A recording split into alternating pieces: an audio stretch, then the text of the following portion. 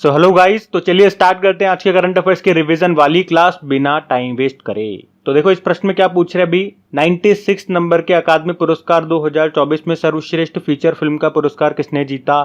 तो आंसर होगा ओपेनहाइमर। प्रश्न को इंपॉर्टेंट मार्क करना है। देखो ये जो अकादमी पुरस्कार है इन्हें आप ऑस्कर पुरस्कार भी कहते हो। फिल्म इंडस्ट्री का सबसे प्रतिष्ठित अवार्ड इसे कहा जाता है। कौन देता है? अमेरिका के academy of motion picture arts and science के द्वारा दिया जाता है। पहली बार 16 मई 1929 में दिया गया था और 2024 में ये इसका कौन सा संस्करण है? 96 नंबर का संस्करण है, जिसका आयोजन हुआ था अभी Dolby theatre Los Angeles America में। अब इसमें 4 नाम हमें देखने हैं, best film, best director, best actor और बेस्ट एक्ट्रेस। तो बेस्ट फिल्म ओपेनहाइमर है और इसने 7 कैटेगरी में यहाँ पे अवार्ड जीते हैं। और बेस्ट डायरेक्टर इसी फिल्म के लिए हैं क्रिस्टोफर नॉलन उनका नाम है। वहीं बेस्ट एक्टर भी इसी मूवी के लिए हैं किलियन मर्फी।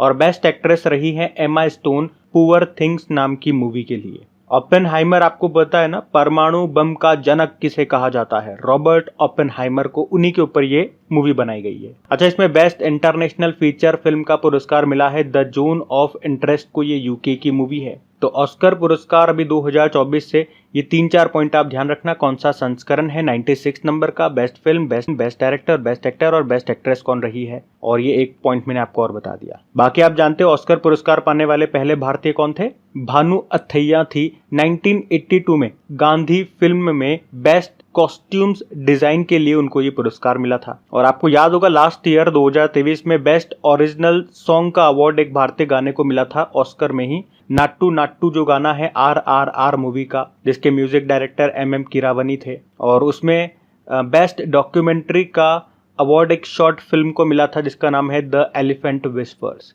ये लास्ट ईयर का भी मैंने बता दिया क्योंकि भारतीयों से संबंधित है, भारतीयों ने जीता था उसको, तो एग्जाम में पूछा जा सकता है।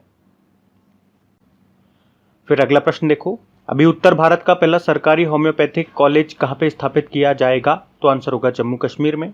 तो ये उत्तर भारत का पहला सरकारी होम्योपैथिक कॉलेज होगा कहाँ पे? जम्मू कश्मीर के कठुआ जिले में। 80 करोड़ की लागत से बनेगा ये। आप जानते हो होम्योपैथी का आविष्कार किसने किया था? सैमुअल हैनीमैन ने। और इसीलिए उनके जन्म दिवस के अवसर पर हम विश्व होम्योपैथी दिवस भी मनाते हैं, वर्ल्ड होम्योपैथी डे। कब? 10 अप्रैल को। अच्छा, जम्मू कश्मीर से याद आएगा, अभी ऑपरेशन कामधेनु जम्मू कश्मीर पुलिस ने ही शुरू किया था। अच्छा, इसी से संबंधित कुछ और भी महत्वपूर्ण प्रश्न है, वो मैं आपको एक साथ रिवाइज कराने की कोशिश करता हूँ। ये सारे इंपॉर्टेंट है क्योंकि जैसे कि देखो, अभी उत्तर भारत का पहला परमाणु संयंत्र कहाँ पे बना? तो आंसर होगा हरियाणा में। उत्तर भारत का पहला औद्योगिक बायोटेक पार्क बना कहाँ पे? जम्मू कश्मीर में। उत्तर भारत का पहला डेटा सेंटर ये ग्रेटर नोएडा में खुला। भारत का पहला वन विश्वविद्यालय ये आपको मिलेगा तेलंगाना में। डीजी यात्रा शुरू करने वाला पूर्वोत्तर भारत का पहला हवाई अड्डा ये गोपीनाथ बारदोलाई इंटरनेशनल एयरपोर्ट है। और 100% हर घर जल वाला पूर्वोत्तर का पहला राज्य बना था अरुणाचल प्रदेश। उत्तर पूर्व का पहला कंप्रेस्ड बायोगैस प्लांट आपको मिलेगा असम में।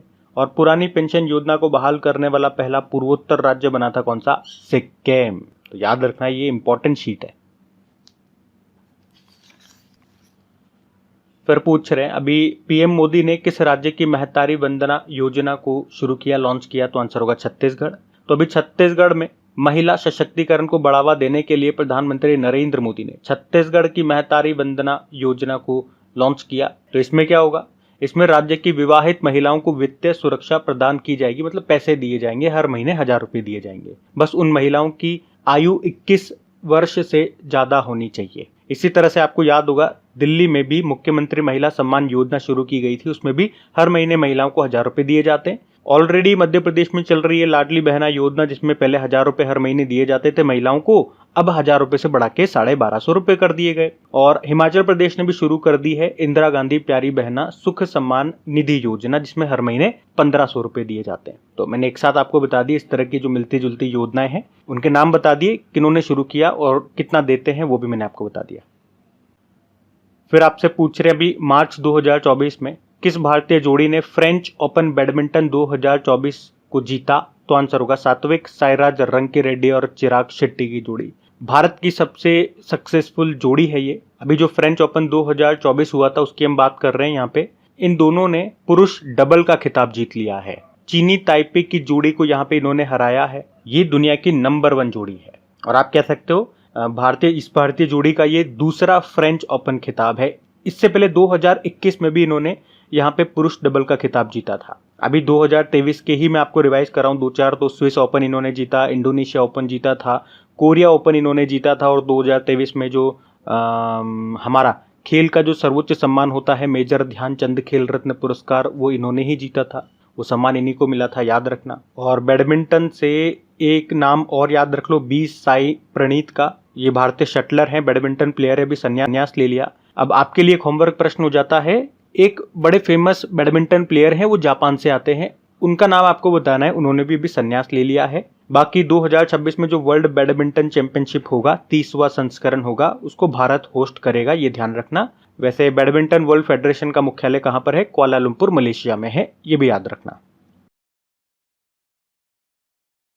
फिर पूछ रहे हैं अभी मार्च 2024 में ही नौसेना अभ्यास कटलेस एक्सप्रेस 2024 को कहां पे आयोजित किया गया? तो आंसर होगा सेशेल्स में। एक्सरसाइज का नाम है कटलेस एक्सप्रेस 2024। ये एक नेवल एक्सरसाइज है।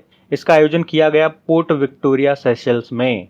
इसमें भारतीय नौसेना ने भी हिस्सा लिया था। हमारा जो एक जहाज है INS तीर, वो इसमें पार्टिसिपेट करने के लिए गया था। इसमें 16 देशों ने हिस्सा लिया है। भारत 2019 से इसमें पार्टिसिपेट करता आ रहा है।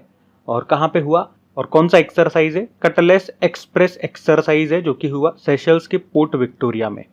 अच्छा, अगर आपको याद है तो कमेंट बॉक्स में लिख करके बताओ कि सेशेल्स के साथ भी हमने एक एक्सरसाइज किया है। भाई इसमें तो बहुत सारे देश हो गए, 16 देश हो गए, लेकिन मैं कह रहा हूं सेशेल्स के साथ, केवल भारत और सेशेल्स के बीच में एक एक्सरसाइज हुआ अभी, उसका नाम क्या है? वैसे मैं आपको बताने वाला हूं आगे, लेकिन अभी आप कोशिश करो, देखिए आपको याद है कि नहीं है। बाकी सेशेल्स की कैपिटल विक्टोरिया होती है।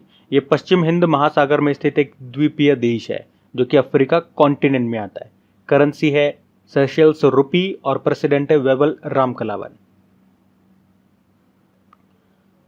फिर पूछ रहे हैं अभी किसे मिस वर्ल्ड ह्यूमैनिटेरियन अवार्ड से सम्मानित किया गया? तो आंसर होगा नीता अंबानी को। आप जानते हो रिलायंस फाउंडेशन की चेयरपर्सन है ये नीता अंबानी, और अभी इनको मिस वर्ल्ड ह्यूमैनिटेरियन अवार्ड से सम्मानित किया गया।